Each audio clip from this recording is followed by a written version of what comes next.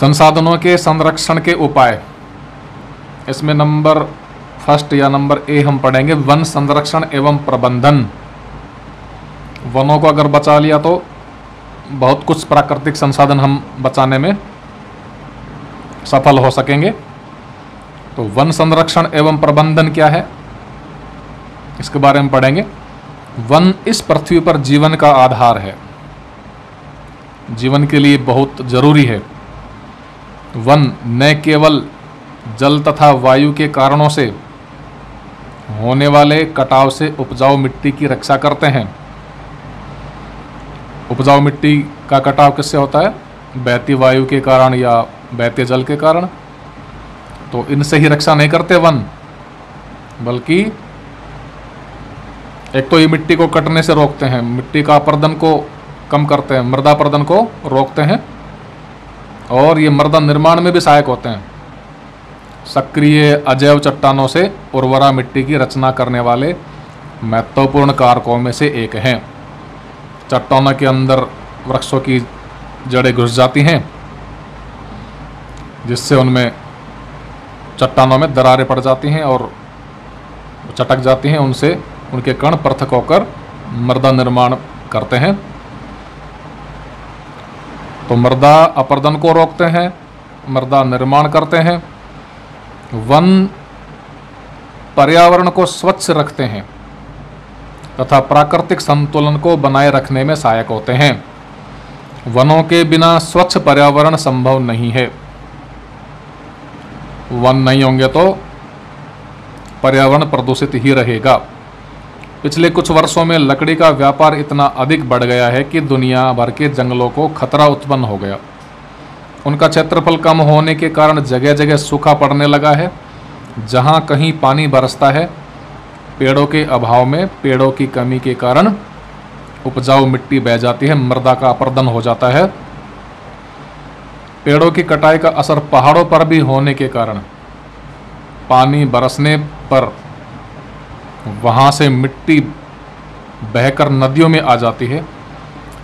फलस्वरूप नदियाँ इतनी उथली हो गई हैं कि थोड़ा सा जल स्तर, उथले का मतलब कम गहरी, उनकी गहराई कम हो गई तो क्या होगा, जल स्तर थोड़ा सा बढ़ने पर उनमें बाढ़ आ जाती है।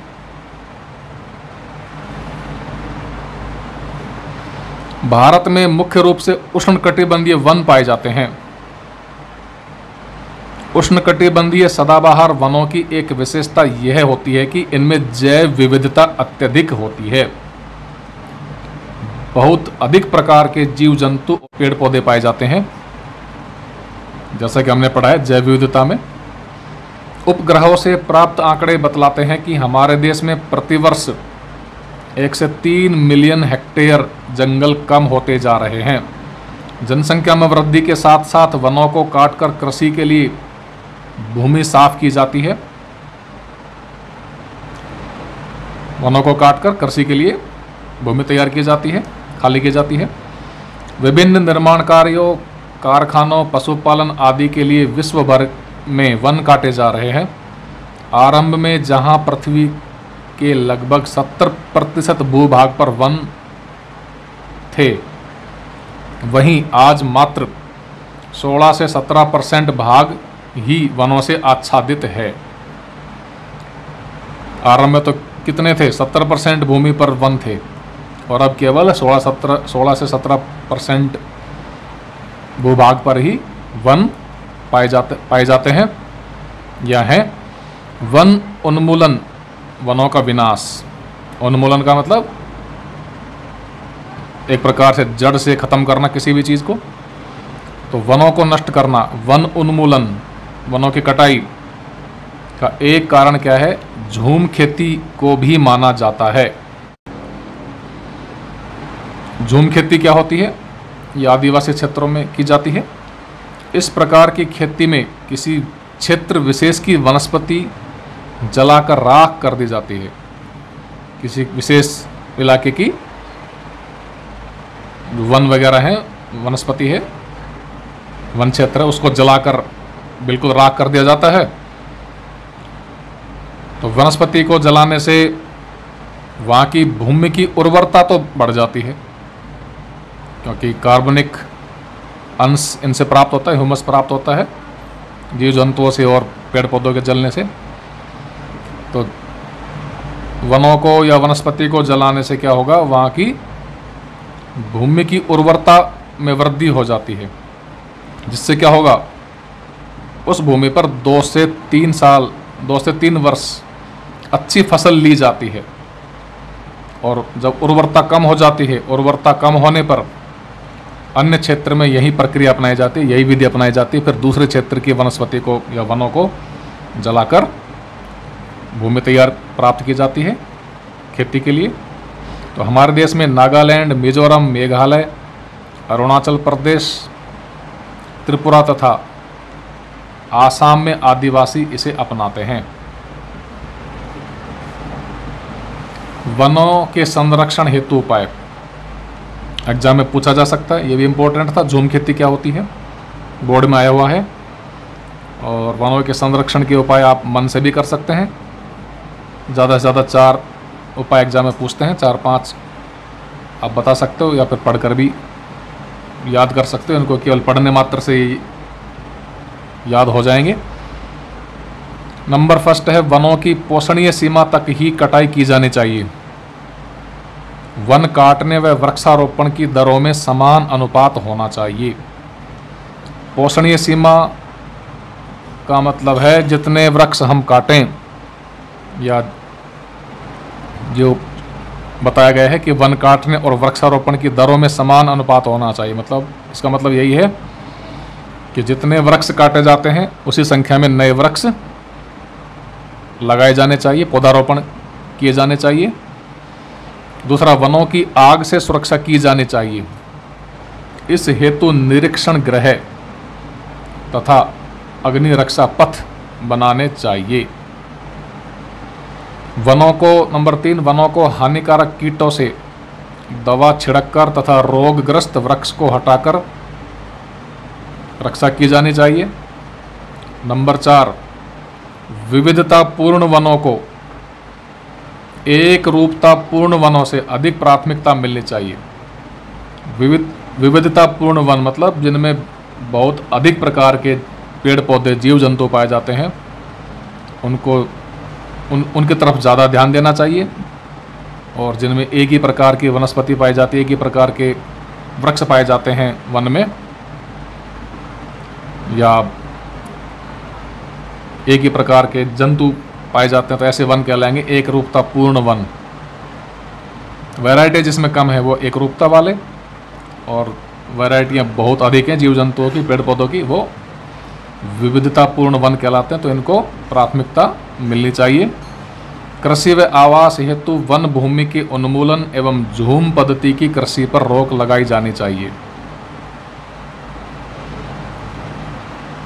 नंबर 6, वनों की कटाई को रोकने के लिए ईंधन व इमारती लकड़ी के नवीन वैकल्पिक स्रोतों को काम में लिया जाना चाहिए। वनों की कटाई को रोकने के लिए ईंधन और इमारती लकड़ी के लिए क्या काम में लेना चाहिए, वैकल्पिक स्रोतों को काम में लिया जाना चाहिए। जैसे सौर ऊर्जा है, भूतापीय ऊर्जा है। बांधों एवं बहुउद्देश्य योजनाओं को बनाते समय वन संसाधन संरक्षण का ध्यान रखना चाहिए। जब बांध बनाए जाते हैं या बहुउद्देशीय योजनाएं बनाई जाती हैं, तो उस समय ये ध्यान रखा जाना चाहिए कि वनों का बचाव हो सके। वनों के महत्व के बारे में जन चेतना जागृत की जानी चाहिए। टीवी या इंटरनेट आदि के माध्यम से जनता तक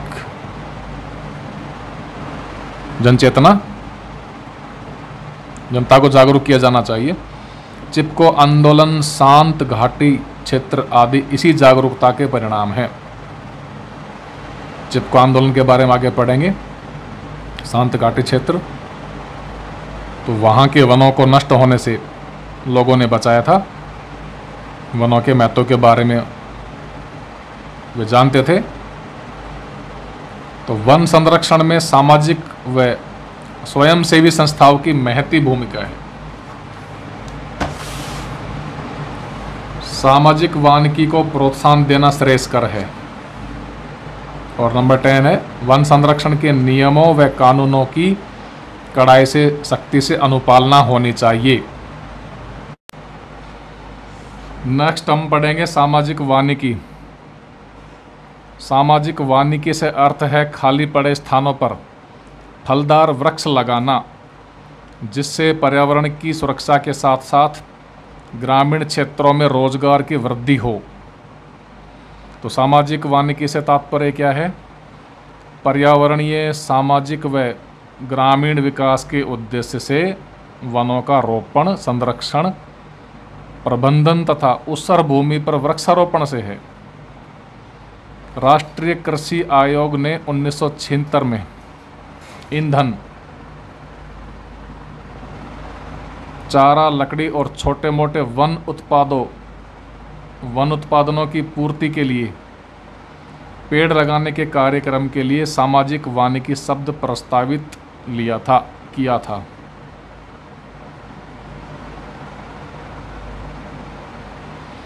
देश में लगभग 1 करोड़ हेक्टेयर से अधिक अवक्रमित भूमि पर प्रतिवर्ष वनरोपण की आवश्यकता है ताकि पारिस्थितिकीय संतुलन को बनाया जा सके। पारिस्थितिकी क्या होती है? एक जीव विज्ञान की शाखा है जिसमें जीवों का अध्ययन वातावरण के संदर्भ में किया जाता है। और पारिस्थितिकीय संतुलन,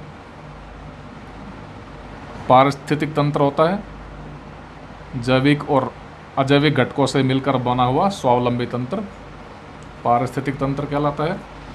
तो पारिस्थितिकीय संतुलन को बनाया जा सके, जीव जंतुओं, पेड़ पौधों के बीच में एक संतुलन जरूरी है। तो सामाजिक वानिकी के द्वारा इस लक्ष्य की प्राप्ति की जा सकती है।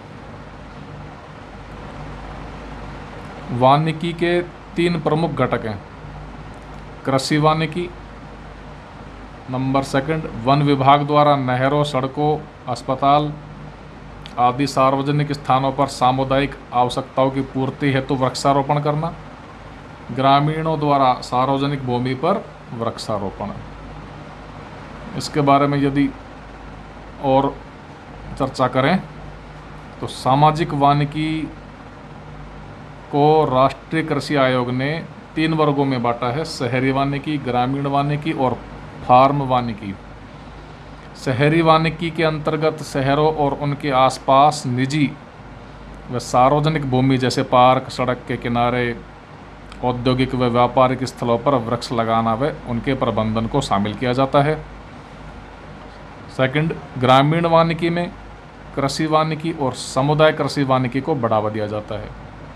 ग्रामीण वानिकी में क्या शामिल है? कृषि वानिकी और समुदाय कृषि वानिकी। कृषि योग्य भूमि पर या बंजर भूमि पर फसल व पेड़ पौधे एक साथ उगाना कृषि वानिकी के अंतर्गत शामिल किया जाता है। और सामुदायिक या समुदाय वानिकी में सार्वजनिक भूमि पर वृक्षारोपण शामिल है। फार्म वानिकी के अंतर्गत क्या होता है? किसान अपने खेतों में व्यापारिक महत्व वाले पेड़ों को लगाते हैं। वन विभाग इसके लिए छोटे व मध्यम किसानों को निःशुल्क पौधे उपलब्ध कराता है। तो सामाजिक वानिकी कार्यक्रम ग्रामीण क्षेत्रों में कई तरह की समस्याओं के समाधान में सहायक हो सकते हैं, क्योंकि इस कार्यक्रम के तहत एक ही खेत से खाद्यान्न उत्पादन के साथ इमारती लकड़ी और फलों का भी उत्पादन किया जा सकता है।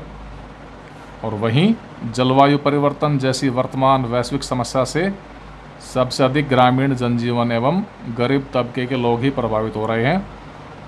तो इनके दुष्प्रभावों को कम करने में सामाजिक वानिकी कार्यक्रम एक महत्वपूर्ण भूमिका निभाता है। उसके बाद हम पढ़ेंगे वन्य जीव संरक्षण।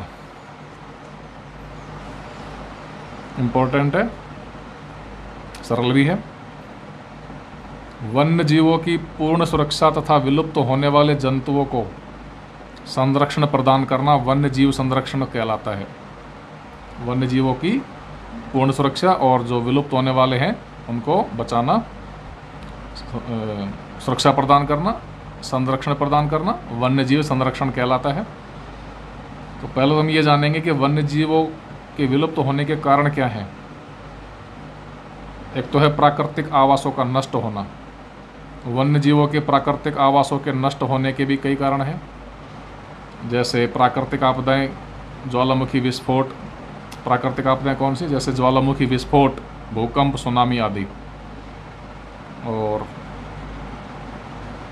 जनसंख्या वृद्धि के कारण मानव की आवश्यकता बढ़ती गई। मनुष्य के आवास, कृषि, उद्योगों हेतु वन भूमि का उपयोग किया, जिससे जीवों के आवास पर संकट उत्पन्न हो गया।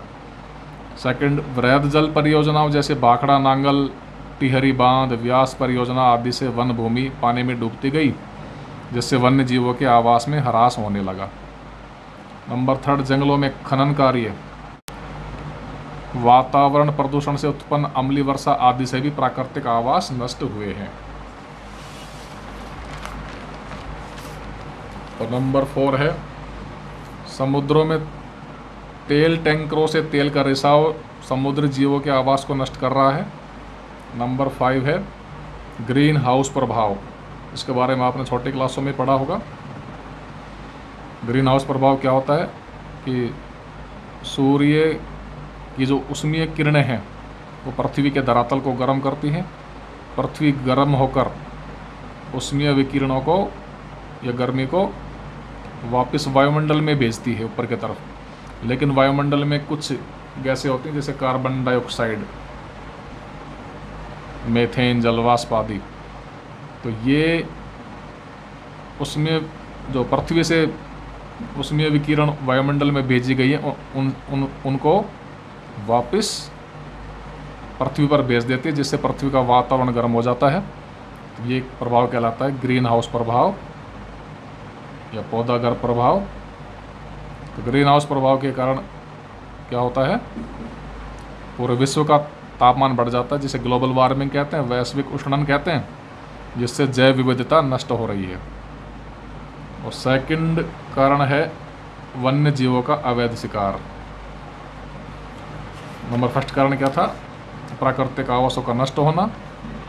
उसके हमने 4-5 कारण बताए हैं प्राकृतिक आवास नष्ट होने के। और दूसरा, वन्य